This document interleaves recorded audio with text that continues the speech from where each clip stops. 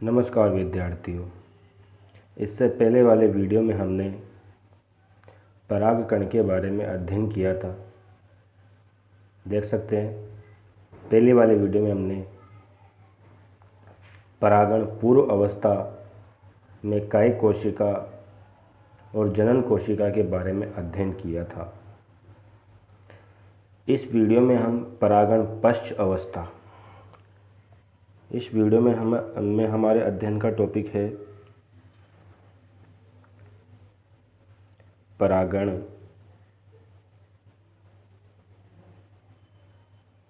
पश्च अवस्था।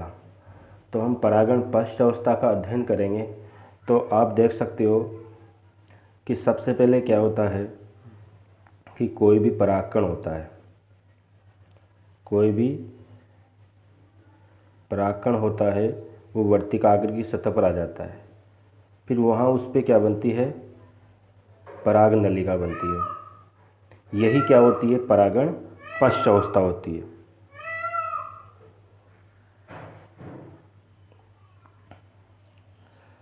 तो इस अवस्था में क्या होता है, दो नर युग्मक बनते हैं। नर युग्मकों का निर्माण हम इसको देख सकते हैं। नर युग्मकों का निर्माण जनन कोशिका से ही होता है। किससे होता है, जनन कोशिका से। भाई दो प्रकार की कोशिका बनी थी हमारे पास, एक तो काय कोशिका, बड़ी काय कोशिका बड़ा केंद्रक, छोटी काय जनन कोशिका छोटा केंद्रक। परागण के पश्चात जब अंकुरण से पराग नलिका बनती है, यानी परागण के पश्चात पराग नलिका बनती है, और पराग नलिका जब वर्तिका में नीचे की ओर वृद्धि करती है, पराग नलिका वर्तिका में नीचे की ओर वृद्धि करती है, तो ठीक उसी समय जनन कोशिका पराग नलिका में आ जाती है। ठीक उसी समय जनन कोशिका पराग नलिका में आ जाती है। ये यहाँ पर तो ये पहले जनन कोशिका ऊपर थी, अब जनन कोशिका कहाँ आ जाती है, नीचे आ जाती है पराग नलिका में। अब यहाँ पर क्या होता है, यहाँ पर इसमें सूत्र विभाजन होता है। भाई यहाँ पर इसमें क्या होता है, सूत्र विभाजन होता है। कौन सा विभाजन होता है, सूत्र विभाजन होता है। और सूत्र विभाजन से दो कोशिकाएं बनती है। सूत्र विभाजन से दो कोशिकाएं बनती है जो दो नर युग्मकों के रूप में कार्य करती, यानी जो कोशिकाएं बनती हैं पराग नलिका में आने के बाद जनन कोशिका से, वही दो कोशिकाएं दो नर युग्मकों का कार्य करती है। ये नर युग्मक धीरे धीरे पराग नलिका में प्रवेश कर जाते हैं और वहाँ से प्रवेश करते करते ये बीजांड में प्रवेश कर जाते हैं। बीजांड क्या होता है, ये हम आने वाले वीडियो में अध्ययन करेंगे। तो हमने क्या पढ़ा, हमने पढ़ा परागण पश्च अवस्था में नर युग्मकों का निर्माण होता है और जो कि जनन कोशिका से ही होता है, और परागण के पश्चात अंकुरण से पराग नलिका बनती है। पराग नलिका जब वर्तिका में नीचे की ओर वृद्धि करती है, तो ठीक उसी समय जनन कोशिका पराग नलिका में आ जाती है। यहाँ पर सूत्र विभाजन से दो कोशिकाएं बनती है जो दो नर युग्मकों का कार्य करती है, और ये नर युग्मक धीरे धीरे पराग नलिका में प्रवेश कर जाते हैं और वहाँ से प्रवेश करते हुए बीजांड में प्रवेश कर जाते हैं।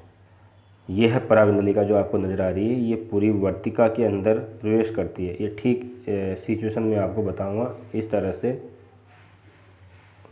डायग्राम के माध्यम से। ये देखिए आप,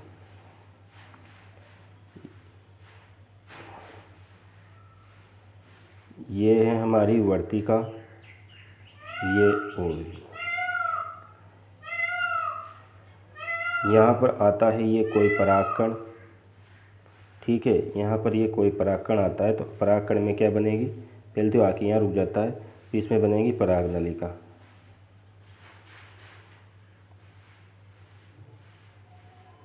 इस तरह से ये हमारा क्या हो जाएगा, बीजांड, अंदर का स्ट्रक्चर, ठीक है। ये बीजांड हो जाएगा, ये वर्तिका और ये वाला स्ट्रक्चर, वर्तिकाग्र। ये परागकण है और यहाँ पर ये क्या है, पराग नलिका। ठीक है, पराग नली के अंदर क्या होते हैं, पराग नली के अंदर हमारे पास 2 केंद्रक होते हैं इस तरह से, ठीक है ना। ये इसको 2 केंद्रक बोल दो, ये इसको बोल दो नर युग्मक। क्या बोल देते हैं इसको अपन, नर युग्मक। ठीक है, तो ये होती है परागण पश्च अवस्था। इसमें वर्तिका में क्या होती है, पूरी की पूरी पराग नलिका जाती है और धीरे धीरे यहाँ पे होता है इस बीजांड में यह दोनों ही नर युग्मक प्रवेश कर जाते हैं। ये वाली स्थिति हमने देखी है। नेक्स्ट हम बात करते हैं आगे, जो नर युग्मक होते हैं उन नर युग्मकों की क्या विशेषताएं होती है। नर युग्मक की विशेषताएं, नर युग्मक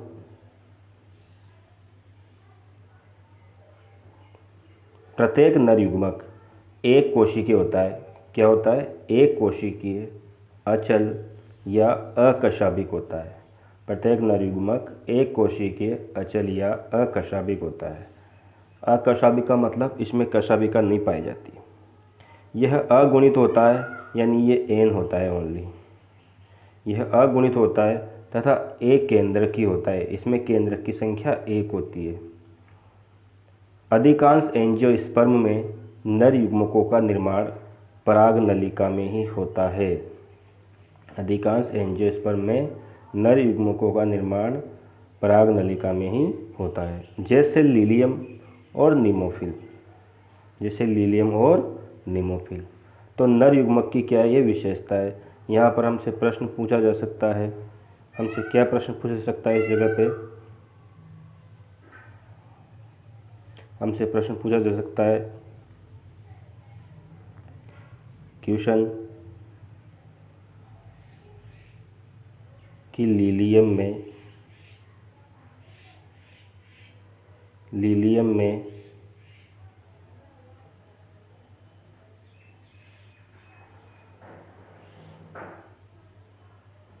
नर युग्मकों का निर्माण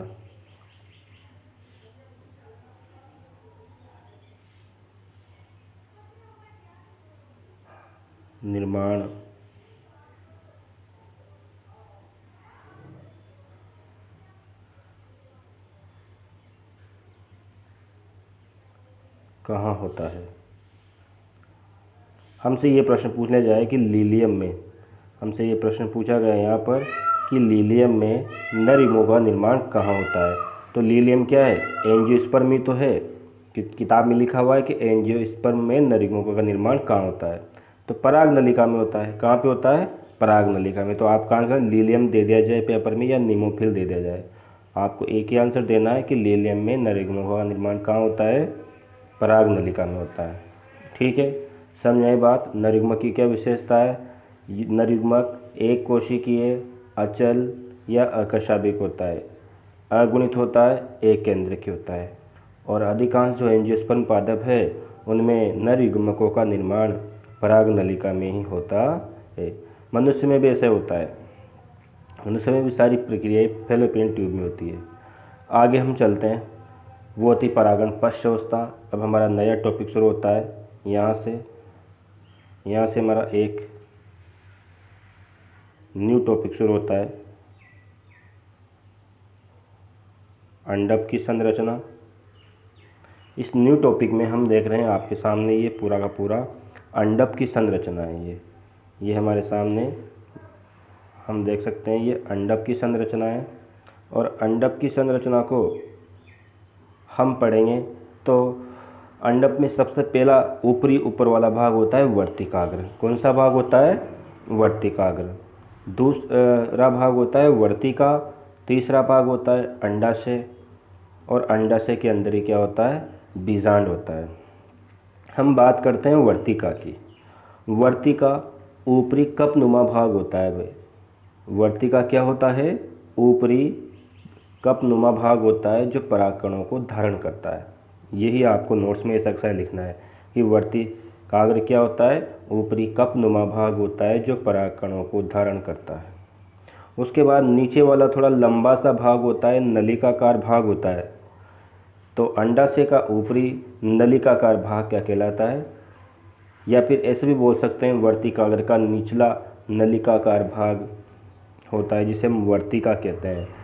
वर्तिका क्या करती है, पराग नलिका को पथ प्रदान करती है। इससे पहले हमने देखा था ये वर्तिका है और ये वर्तिका इस पराग नली को क्या कर रही है, रास्ता प्रदान कर रही है बीजांड तक जाने का। उसके बाद अंडाशय जायांग का निचला फूला हुआ भाग क्या कहलाता है, अंडाशय कहलाता है। जायांग का निचला फूला हुआ भाग अंडाशय कहलाता है। अंडाशय में क्या होता है, बीजांड होता है। तो अंडाशय के भीतर छोटी छोटी गोलाकार रचनाएं बीजांड कहलाती है। अंडाशय के भीतर छोटी छोटी गोलाकार रचनाएं बीजांड कहलाती है। इसे हम गुरु बीजाणुधानी भी कहते हैं। तो इसके बाद हम अगले टॉपिक में इसका गुरु बीजाणुधानी के विकास का अध्ययन करेंगे। बीजांड की बात कर रहे थे। अंडाशय के भीतर छोटी छोटी गोलाकार रचनाएं बीजांड कहलाती है। बीजांड अंडाशय में कहाँ पर लगे होते हैं, तो बीजांड अंडाशय में बीजांडासन पर लगे होते हैं। बीजांडासन की परिभाषा आ सकती है कि अंडाशय का भीतर वृंतनुमा रचना जो बीजांड को अंडाशय भित्ति से जोड़े रखती है। वृंतनुमा रचना बीजांडासन वो रचना है, यानी वृंतनुमा रचना है जो बीजांड को अंडाशय भित्ति से जोड़े रखती है। इसे प्लेसेंटा भी कहते हैं। इसे प्लेसेंटा भी कहते हैं। कक्षा 11 में आप अच्छे से पढ़ चुके हो। इसके बाद एक और नाम आता है हमारे पास यहाँ पर अच्छे से अध्ययन करने के लिए। एक और नाम आता है जिसको हम क्या कहते हैं, रेफी कहते हैं। क्या कहते हैं, रेफी। रेफी क्या है, बीजांड व्रंत। बीजांड व्रंत जिस स्थान से बीजांड से जुड़ता है, बीजांड व्रंत जिस स्थान से बीजांड से जुड़ता है उसे हम क्या कहते हैं, रेफी कहते हैं। उसे हम क्या कहते हैं, रेफी कहते हैं। क्या कहते हैं, रेफी। बीजांड व्रंत बीजांड व्रंत जिस स्थान से बीजांड से जुड़ता है उसे हम क्या कहते हैं, रेफी कहते हैं। इसको आप देख सकते हो, ये हमारा बीजांड, ये बीजांड व्रंत। इसको भी लिख लेते हैं अपन यहाँ पे। सॉरी,